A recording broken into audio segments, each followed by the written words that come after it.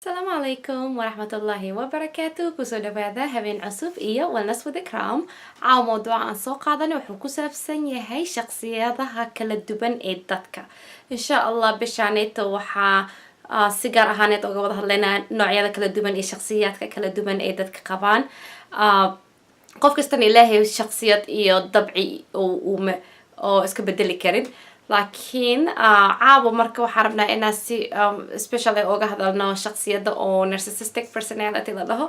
Narcissistic personality waxa waaye qofka kibirka badan waaye ama qofka oo kibrani waaye hebel la dhahaa. So narcissistic personality la dhahaa ama shaqsiya oo waxa waaye gaayat alquruur marka qofka shaqsiyada qofka waxa loo dhahay qofkaneed way kibir badan tahay ama kibrani waaye wax lagu arkaya jirto. So waxa lagu arki kara maxay tahay waxa lagu arkaa qofka inay masalan aad isla weyn tahay isla weyni zaid inay ku jirto waxa probably lagu arkay inay qof oo nafteeda leh ka hadlaysa tahay oo dadka kale jaanis siiheedinba inay dhageysato waxay ku sugan yihiin iyada leh waxa waaye the center of attention waaye iyada leh jirto iyada leh waxa important qofkaasito qofka oo saas laakiin iyadoo waxa la dhahaa why saas u tahay qofkaaneeto waxa qofkaas qof la dhaqmi karin miya narcissistic personality waxay ka imaada horta maxaa keena markii la dhaho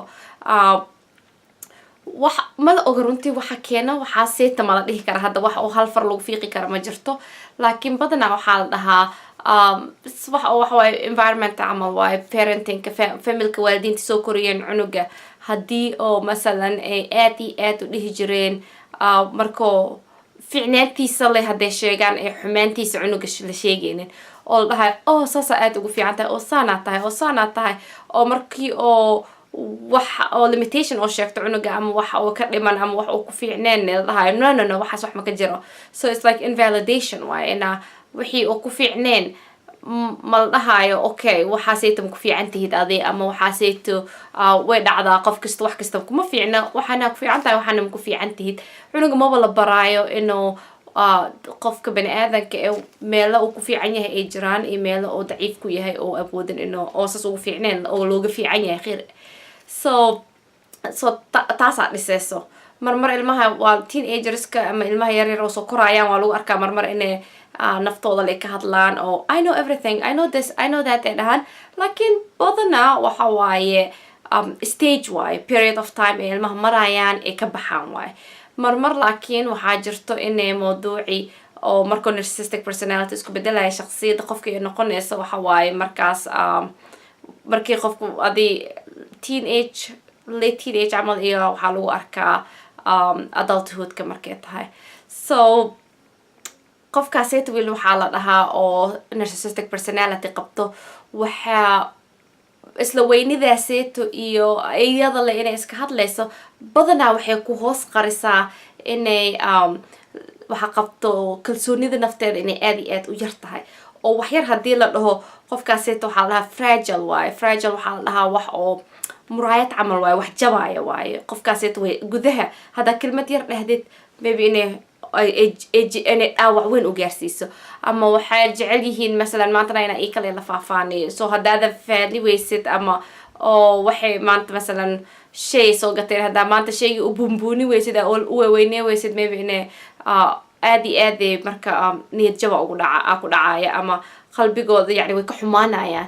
So marka dadka oo narcissistic personality la dhaho waxa waaye dadka oo kor waji waaye iyo siyaa uga jeeda dadka hortooda waxay iska dhigayaan inay dad oo aad iyo aad u yihiin oo heer sare u yihiin oo ii kale ay jiraan aan hoos aad iyo aad uga dhaawacan yihiin ee daciif uga yihiin.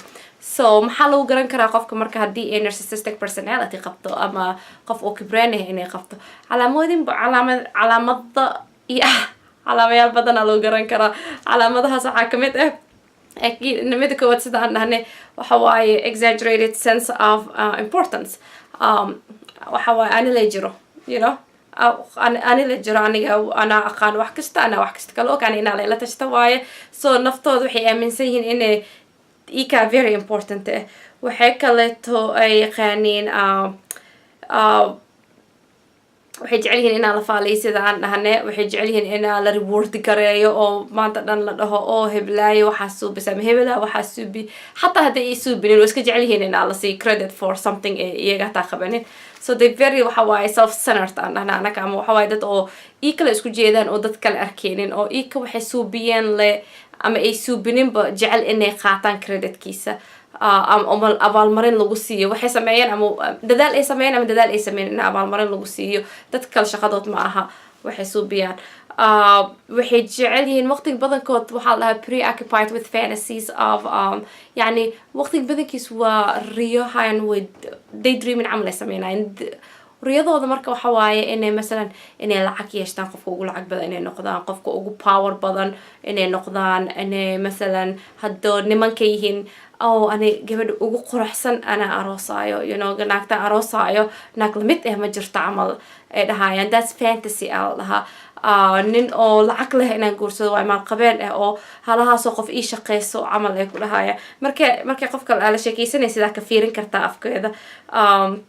يعني قروح أنا وقروحsanaada waaye.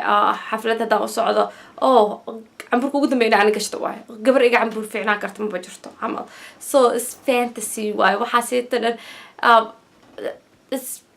waxa waaye dad qaarkood saas important ugu ahayn, ama ika yani waxa competition camal ay ka dhigahayaan inay ika qofka ugu quruxsanaado, qofka ugu lacag badan, qofka ugu intelligence, ugu smart garaysan inay ahaadaan. waxay haddii kaleeta waxa waaye haddii kale meeshii laga filanaya masoo istaagin camal waaye u arkayaan. waxay aaminsan yihiin in dadka dhan ugu sareeyaan, oo qof dadka qaarkood waxay dhahayaan qofkaas hebel qofkaas levelkayga ma aha, maba is afgaranayna, isku level manhiyaa lagu dhahaa qofkaasito. so heer oo waxaa la aaminsan yahay inaa qof dadkii masalan qofkii ka liidata camal, ama qofkii masalan let's say qofkaaneyta oo narcissistic personality qabta, haddii qof jaamacad dhigata tahay inay la hadlin qof oo jaamacad gelin. maxaan kala hadlaya allah isku fahma manhiya ani qofkaasito. so that's narcissistic personality, calaamadaha lagu gartay kamid tahay. waxay kaloo qaabineen sense of entitlement. waxa waaye ma garanayaan inay marka hadda asxaan u samaysid inay thank you ku dhahaan, asxaana ii suubise no waajibkaaga kasoo baxda lagu dhahaa. so waxay aaminsan yihiin inay wax kasta istaahilaan iyaga, oo markii wax loo suubiya ama asxaan loo sameeyane inaa loogu sameeyay because way istaahilaan, ma aha because asxaana loo suubihay walaaltinima wax loogu dadaalay iyo no. what else maxay sameyn lahayd yani, waa mi diidi lahayd or anaa weydiistase i diidi kartaa camal ay yaqaaneen. kaleetana waxa waaye dadka dareenkooda ma qiimeeyaan. waxaa la fiirinayaan iyaga dareenkooda iyo maxaa ika important u dadka kaleeta qiimo ma kalaha agtooda. yani qofaa dhibaateysan, qofaa maxay tahay qofkaas iska dhaaf, qofkaasaa dhibkaas ku dhacay, who cares, isno wax weyn maba u aha.